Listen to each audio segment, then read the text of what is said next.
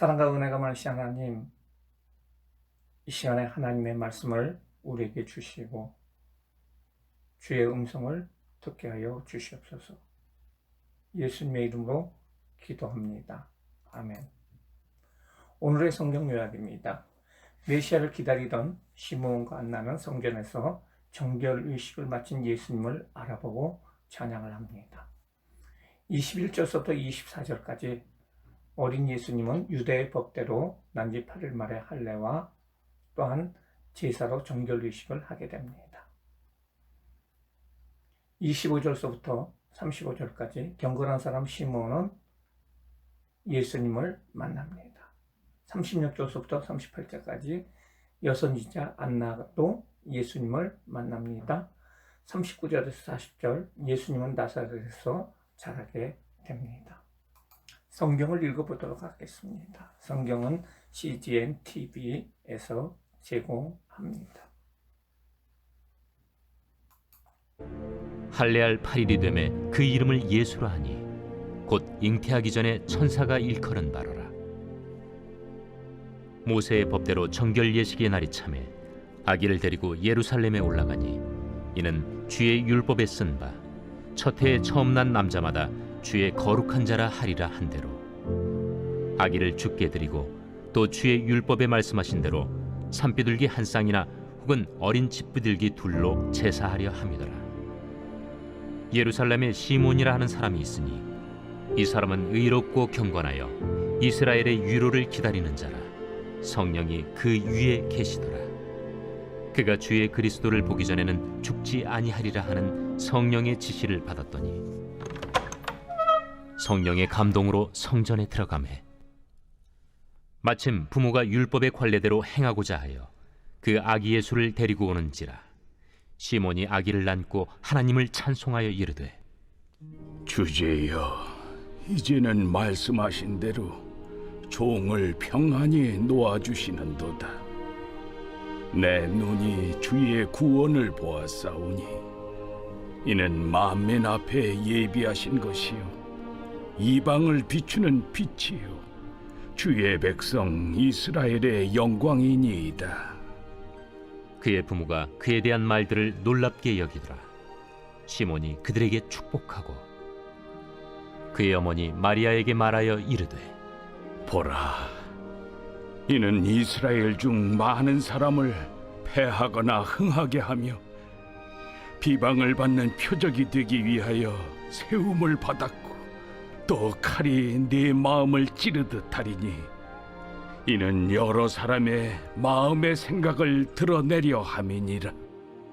또 아셀지파 바뉴엘의 딸 안나라는 선지자가 있어 나이가 매우 많았더라. 그가 결혼한 후 7해 동안 남편과 함께 살다가 과부가 되고 84세가 되었더라. 이 사람이 성전을 떠나지 아니하고 주야로 금식하며 기도함으로 섬기더니 마침 이때에 나와서 하나님께 감사하고 예루살렘의 속량을 바라는 모든 사람에게 그에 대하여 말하니라. 주의 율법을 따라 모든 일을 마치고 갈릴리로 돌아가 본 동네 나사렛에 이르니라. 아기가 자라며 강하여지고 지혜가 충만하며 하나님의 은혜가 그 위에 있더라.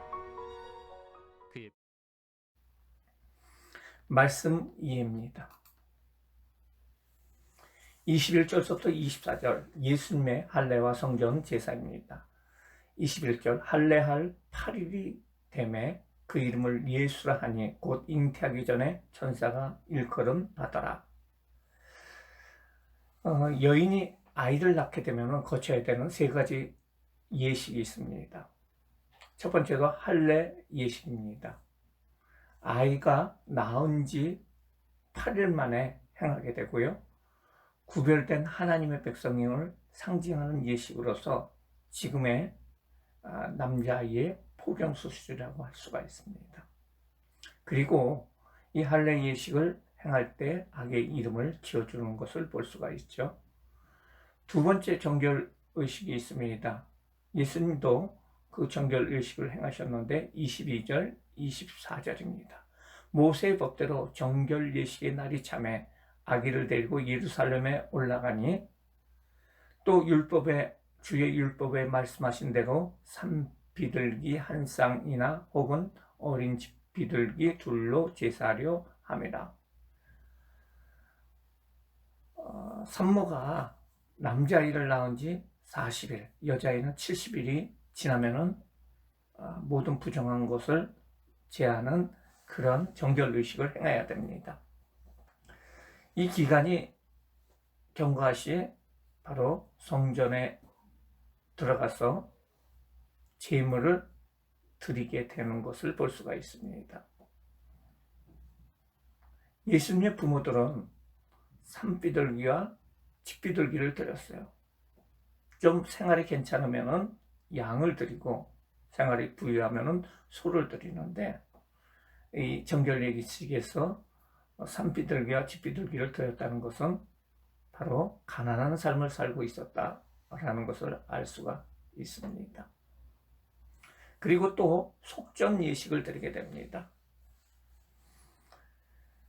첫 번째 장자를 낳은 경우에 성전에서 하나님께 드리는 예식을 하게 됩니다. 23절, 이는 주의 율법에 쓴 바 첫 해 처음 남자마다 주의 거룩한 자라 하리라 한 대로 아기를 주께 드리고, 즉 유대의 아이들은 할례 예식, 정결 예식, 속전 예식을 드렸는데 예수님도 동일하게 그런 예식을 드리는 모습을 볼 수가 있습니다. 25절부터 35절까지는 시므온의 찬양입니다.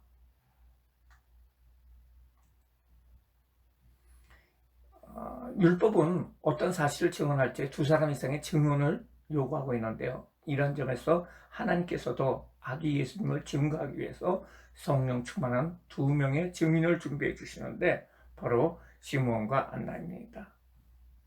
25절, 예루살렘에 시므온이라는 사람이 있으니 이 사람은 의롭고 경건하여 이스라엘의 의로를 기다리는 자라. 성령이 그 위에 계시더라.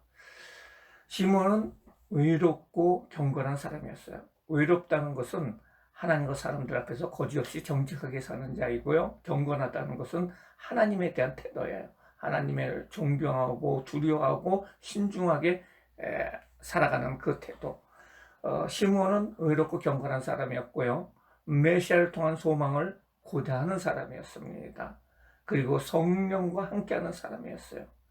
오늘 말씀에 보면은 성령이 그 위에 있었고, 그리고 성령의 지시에 따라 성령의 감동으로 이런 얘기가 나옵니다. 성령이 함께하는 자였고요.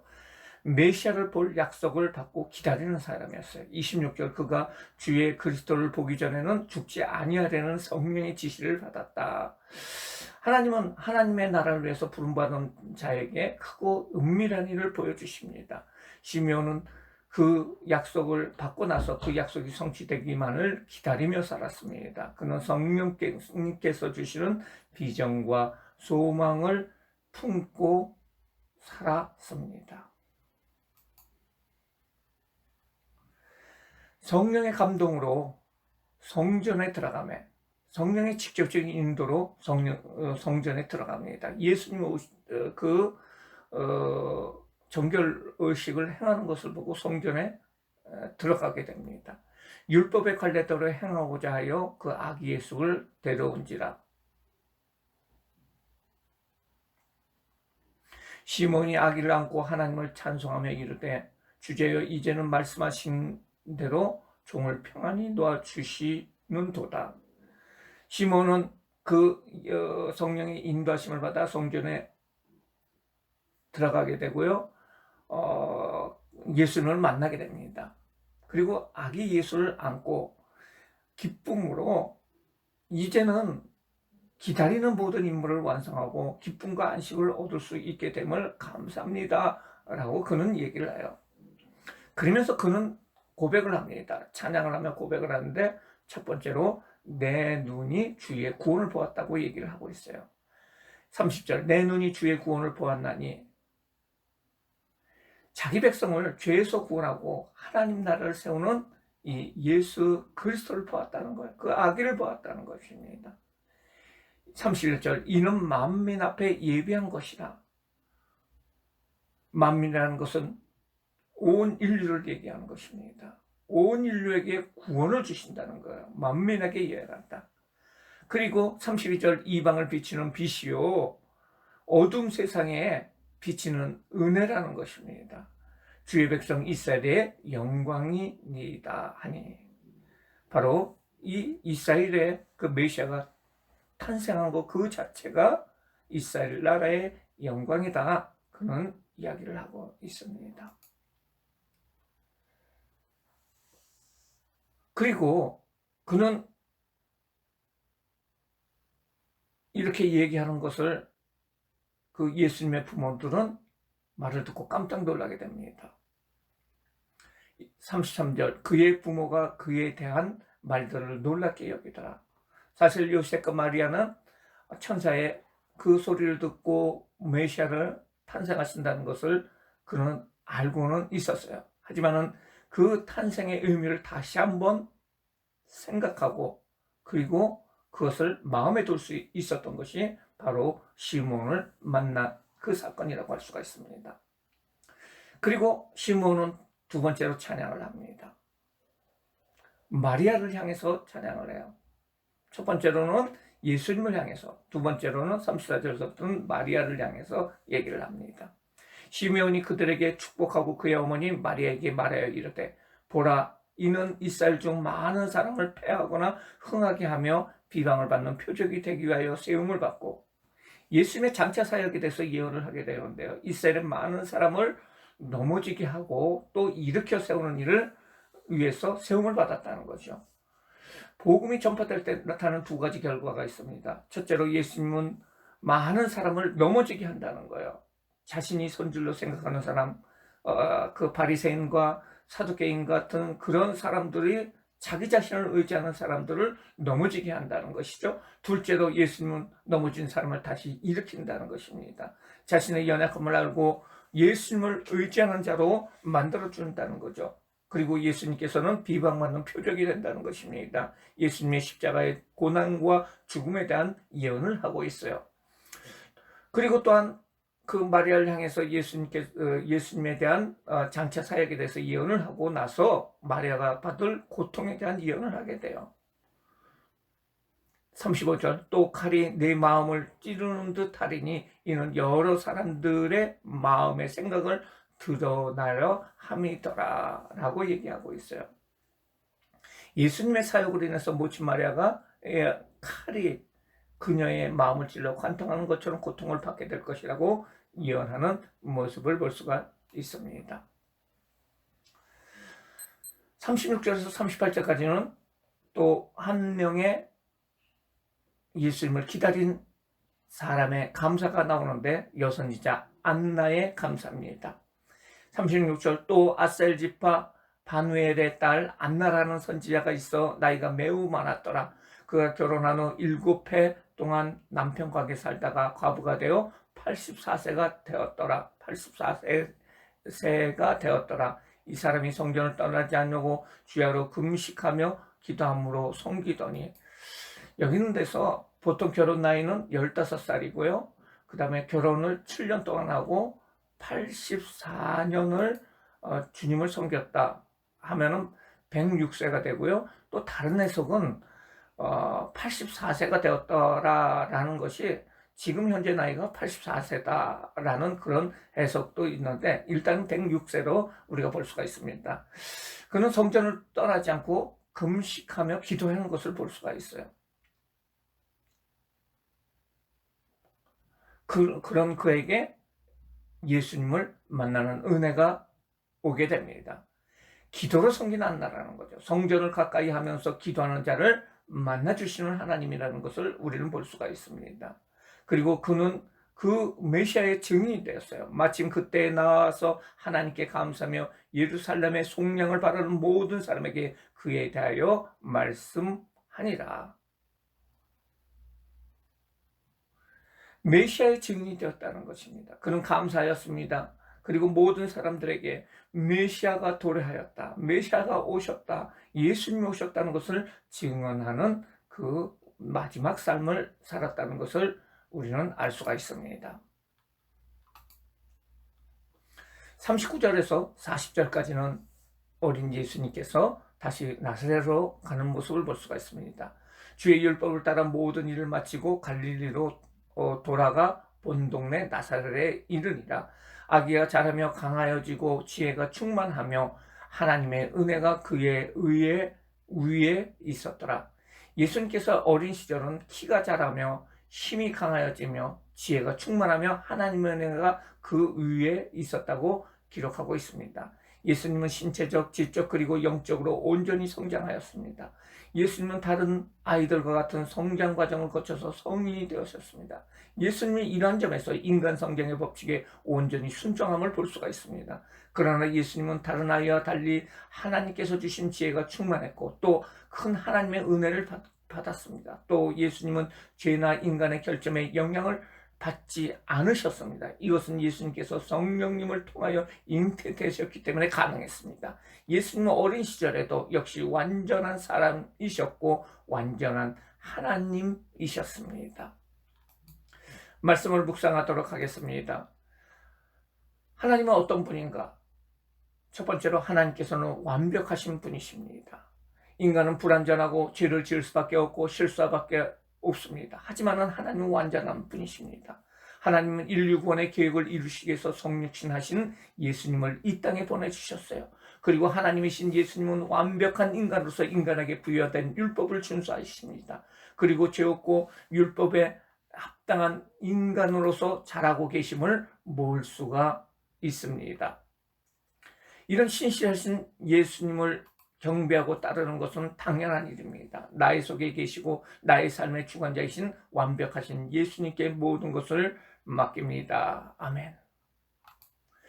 두 번째로 하나님께서는 경건한 성도를 남겨두십니다. 하나님은 세상이 매우 타락할 때에도 여전히 소수의 경건한 사람들을 남겨두었습니다. 말라기 이후에 400년 동안 하나님의 음성이 없었고 그 계시가 없었던 그 시대에 하나님은 이런 상황에서도 완벽한 소망을 가졌던 시몬과 안나라는 경건한 사람을 남겨둠을 볼 수가 있습니다. 세상이 타락할 때 노아를 남겨준 것처럼, 소돔과 고모라 시대 때 아브람과 롯의 가족을 남겨둔 것처럼, 아합 때 엘리야를 남겨준 것처럼, 이세벨의 보복이 있을 때 무릎 꿇지 않는 7,000명을 남겨둔 것처럼, 아하스 왕 때 이사야를, 또한 시드기야 왕 때 에레미야를, 포로 시대 때 에스겔과 다니엘을 남겨둔 것처럼 바로 예수님께서 오실 적에 시몬과 안나 같은 경건한 사람을 남겨둠을 볼 수가 있습니다. 우리는 때때로 악인이 형통하고 의인이 고난을 당할 때 낙심하고 우울해할 수가 있습니다. 하지만 하나님께서는 사단이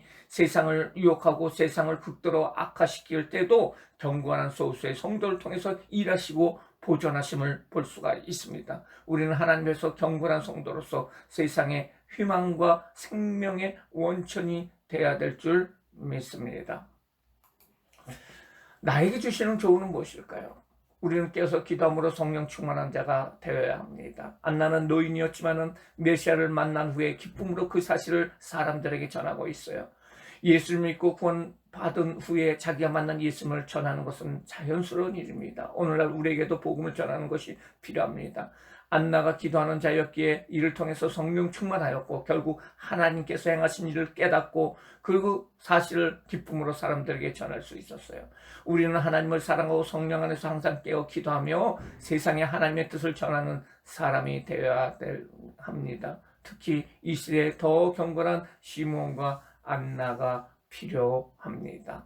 기도하겠습니다. 사랑의 하나님 아버지, 지금 어두운 영적인 시대를 살고 있는 우리에게 예수 그리스도를 애타게 기다리던 시몬과 안나가 예수님을 만나고 찬양하고 기뻐한 것처럼 시대적인 어려움과 삶의 어려움을 해결해 주시는 완벽하신 하나님의 은혜를 간구합니다. 주님, 우리가 붙잡고 있던 모든 것을 내려놓게 하여 주시고 첫사랑을 회복해 하여 주시고 온전하게 하나님을 바라보는 자가 되게 하여 주시옵소서. 오늘 하루를 하나님께 맡깁니다. 우리의 삶 속에서 예수님을 만나게 하옵소서. 예수님의 이름으로 기도드리옵나이다. 하늘에 계신 우리 아버지여, 이름이 거룩히 여김을 받으시오며 나라가 임하옵시오며 뜻이 하늘에서 이룬 것 같이 땅에서도 이루어지이다. 오늘날 우리에게 일용할 양식을 주옵시고 우리가 우리에게 죄 지은 자를 사하여 준 것 같이 우리 죄를 사하여 주옵시고 우리를 시험에 들게 하지 마옵시고 다만 악에서 구하옵소서. 나라와 권사와 영광이 아버지께 영원히 있사옵나이다.